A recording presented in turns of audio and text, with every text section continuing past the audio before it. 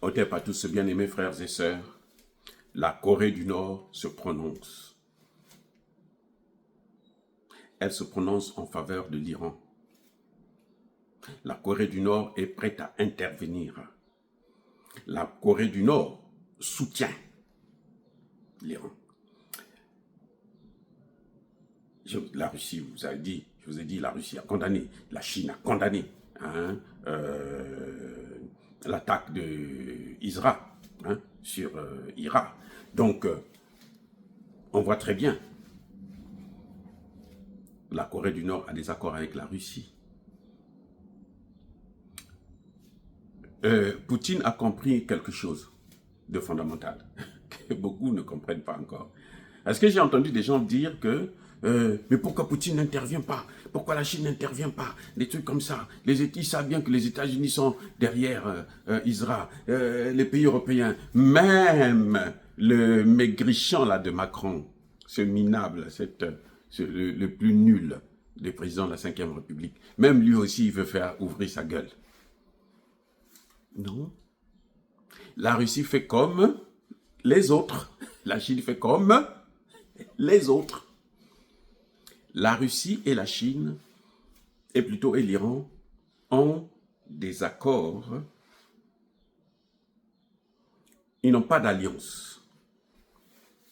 Ils ont des accords d'échange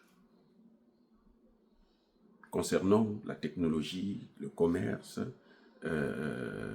y compris l'armée, le renseignement, l'information. Vous comprenez? Mais attendez, vous n'avez pas entendu Netanyahou dire que non, condamner Poutine qu'il a donné des Fab 3000 à Fab 400, voilà, Fab 400 à l'Iran.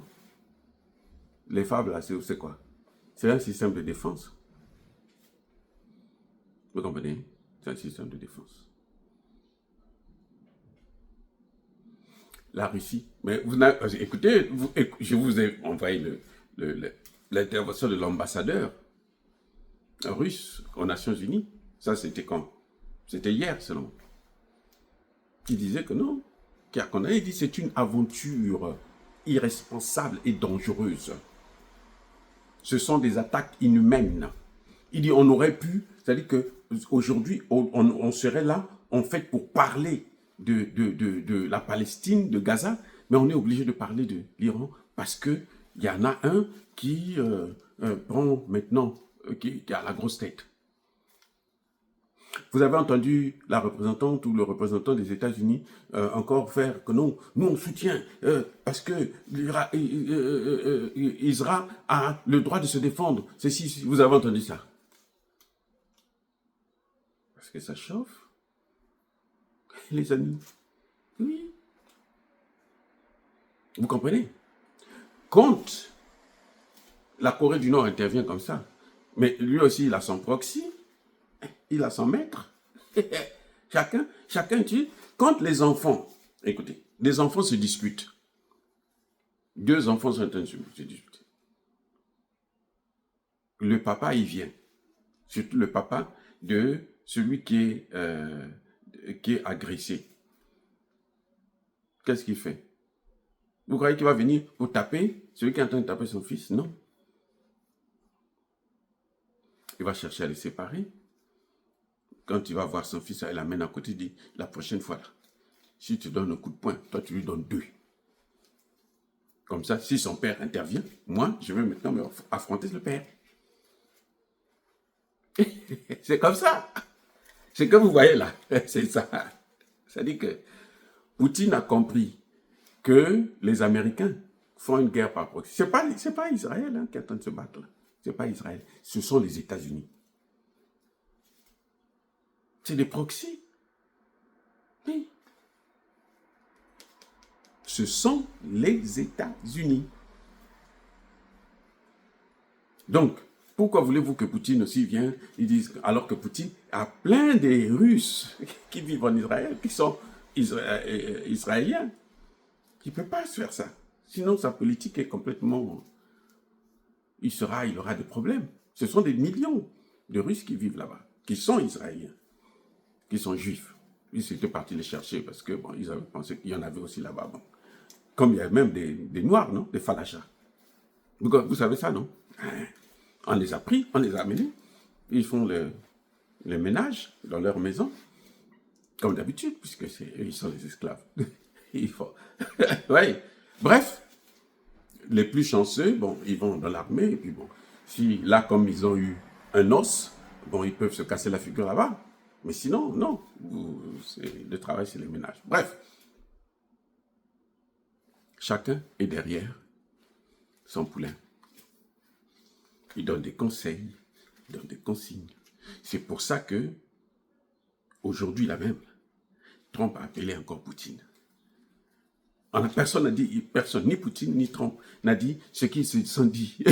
Les deux papas se sont retrouvés pour dire, ah, les enfants sont en train de se battre, là, comment on va faire? Parce qu'il faut qu'on arrête ça. Parce que moi là, j'en peux plus, parce que ah, je risque de tout perdre dans la zone. Là, Poutine va dire, bon, tu me laisses d'abord terminer avec l'Ukraine, là. Hein?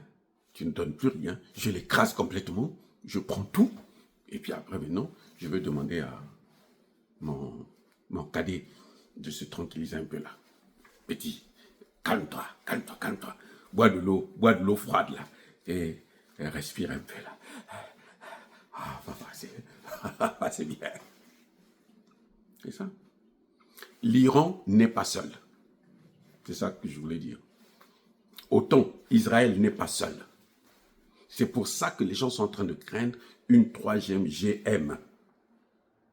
Parce que derrière, on voit que derrière, chacun a des gens derrière. Mais le problème avec les Européens, par exemple, ils n'ont plus d'argent. Même les États-Unis, ils ont été obligés de rééchelonner la dette. Parce qu'ils ne peuvent pas payer. Ils ne peuvent pas. On voit ça. C'est nos enfants qui vont payer. Nous, on ne peut pas. Nos enfants vont payer. Vous voyez comment ça se passe. Donc, les amis, ne vous leurrez pas. Chacun a son chacun.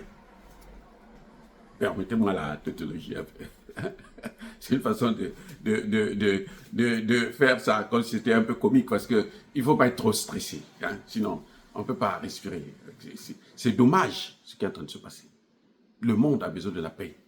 Mais il y a des gens qui pensent que c'est eux seulement qui doivent vivre bien dans le monde. Les autres sont là pour venir les acclamer. Même dans nos pays, vous ne voyez pas comment les dirigeants sont. Ils sont riches, ils ont des maisons, ils ont tout. Mais ils ne font rien pour que les autres aussi puissent avoir un peu de sourire. Bon, c'est ça la vie. Donc je disais, les amis, la situation que vous voyez là, chacun est soutenu. C'est encore ce qu'on appelle une guerre par procuration. Une guerre proxy. C'est ça, proxy, c'est ça. Kagame, RDC, guerre proxy. Kagame était soutenu. On dit, allez, tire là-bas, vas-y, occupe là-bas. Mais on ne lui donne pas le pouvoir. Hein. Non.